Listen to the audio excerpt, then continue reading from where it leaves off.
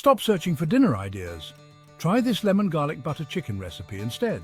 Start by seasoning 4 chicken thighs with salt and pepper. Heat 2 tablespoons of butter in a skillet over medium-high heat. Sear the chicken skin side down until golden and crispy, about 4 or 5 minutes per side. Remove and set aside. Next, in the same pan, melt 1 tablespoon of butter and add 4 minced garlic cloves. Cook for a minute, then stir in half a cup of chicken broth, lemon juice and zest. Sprinkle in some thyme and scrape up those tasty brown bits.